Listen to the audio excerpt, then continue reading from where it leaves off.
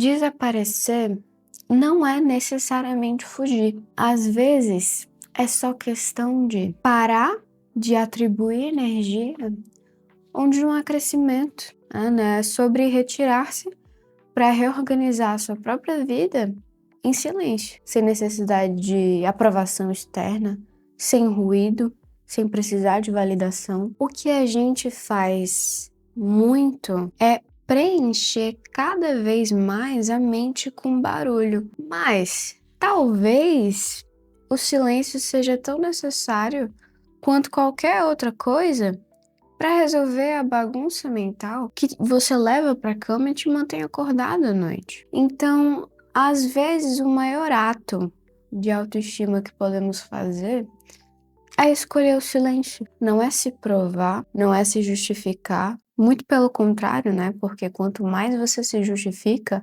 mais espaço você dá para o julgamento. Eu aprendi que eu não preciso anunciar a todo momento minhas mudanças para o mundo, avisar para o planeta que eu decidi me priorizar, porque nem toda transformação precisa de plateia. Então desaparecer passou a ser menos sobre sumir e mais sobre criar um espaço do qual eu não preciso estar performando, onde eu não preciso me medir pela resposta do outro. Quando o dia acaba, algo de nós começa a tentar falar.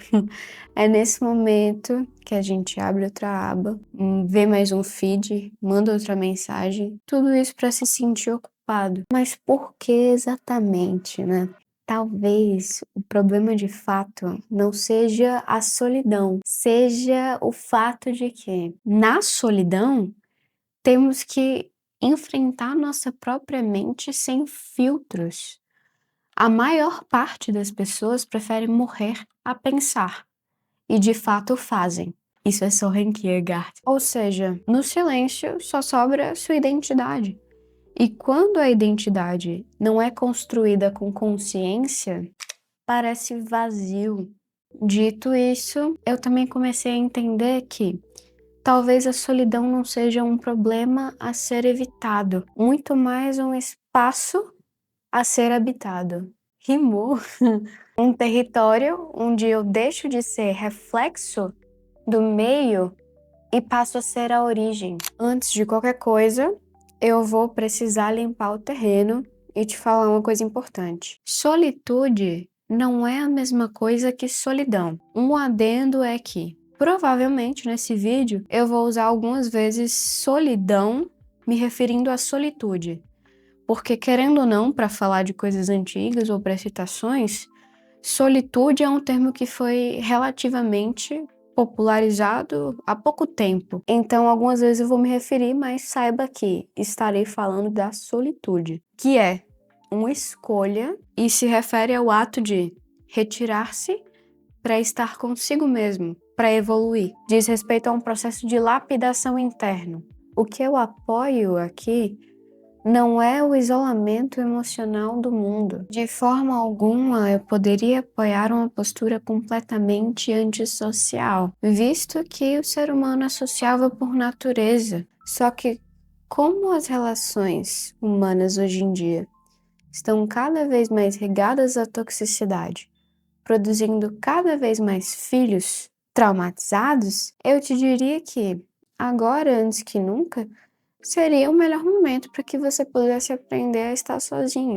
À medida que você cresce, você inevitavelmente absorve o mundo, né? Então você internaliza expectativas, padrões, sonhos, valores que nem sempre são seus e valores esses que você vai precisar lapidar depois. Então, ao meu ver, se voltar para dentro diz respeito a esse processo de lapidação. E eu vejo que ele deveria sim ser desconfortável, porque se você deseja ser mais forte, não se surpreenda se seus dias ficarem mais difíceis. Se você deseja ser mais inteligente, não se surpreenda se cada vez mais seus livros ficarem mais custosos de entender. E eu vejo que da mesma forma deveria ser esse processo. Como qualquer nova adaptação, ele exige esforço para que se torne natural.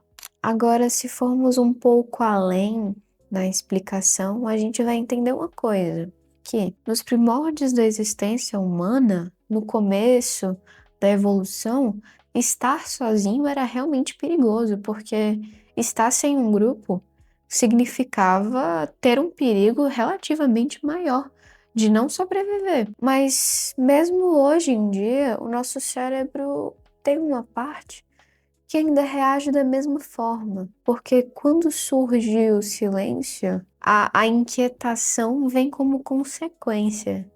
E não porque o silêncio seja perigoso, mas porque o organismo acaba confundindo essa pausa com abandono. Só que fora tudo isso, ainda existe um conceito que pouquíssima gente fala. Eu, pelo menos, não vejo falar. Existe um tipo de identidade que só se sustenta sendo vista. É chamada identidade terceirizada. Ela acontece quando a construção do quem eu sou depende muito mais do olhar externo de terceiros do que de fato da percepção individual da pessoa. Então, se eu passo a me definir apenas pelo olhar do outro, eu deixo de agir com liberdade e passo a viver reagindo. Toda identidade é social em algum grau. Somos seres sociáveis. Não me leve a mal. Só que tem uma diferença entre se construir no diálogo e se construir na dependência. No diálogo, o outro contribui. Na dependência, o outro te valida. E acaba que, sem o olhar de terceiros, parece que tem alguma coisa faltando. Mas talvez não falte nada. Falte só a capacidade de sustentar a própria presença. Só que a parte que mais dói é que, quando o ruído cessa, começamos a perceber coisas que evitamos. Então, pensamentos que a gente ignorou, desejos adiados, vontades escondidas, e às vezes estar ciente disso dói. Então, ame sua solidão e a dor que ela lhe causa. Isso é Rainer Maria Rilke. Então, a solitude seria uma luz. E a luz nunca é 100% confortável, porque nela eu percebo onde eu menti para mim, onde eu permaneci por medo, onde eu chamei aquilo que era só uma fuga de destino. É por isso que correr do silêncio é tão tentador. Mas se tem uma coisa que é verdade, é que só aquilo que podemos perceber podemos mudar. Só que infelizmente hoje em dia estamos cercados de feeds infinitos, notificações o tempo todo e um baita de um ruído que impede a gente perceber essas coisas. Não nos falta companhia, falta intervalo. Só que quando tudo exige reação imediata, eu perco a capacidade de contemplar e vivo reagindo. E quem vive reagindo dificilmente sabe por que escolhe o que escolhe. Solitude, então, para mim, tornou-se uma reconquista de autenticidade. Só que nela eu também encontrei mais um dos meus monstros. Algumas coisas eu percebi estando sozinha e tomando uma distância mais observativa das situações, é que às vezes alguns familiares, amigos, necessitavam de proximidade, o que é completamente natural, né? E por estar muito confortável sozinha, eu me percebia quase um fantasma, quase completamente indisponível. Há momentos que alguém me procura buscando uma partilha genuína ou uma conversa, mas eu me percebia sem conseguir aprofundar no assunto, que me fez confortável com minha solitude, porém um pouco egoísta. Então eu acabei descobrindo mais um dos meus monstros nesse processo. Só que, como eu falo, o conhecimento e a ciência é a primeira fissura nessa rigidez. Grande parte do que eu chamava de eu, do que eu entendia como minha personalidade, não era necessariamente minha essência. Eram papéis que eu internalizei, eu coisas que me imputaram que não necessariamente diziam respeito de mim.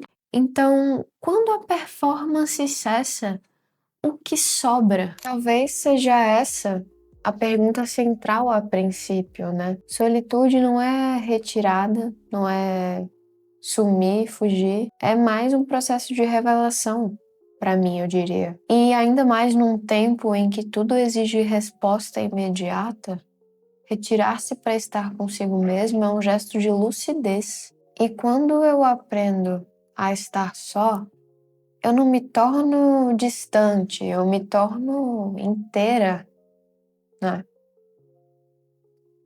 Obrigada pelo seu tempo.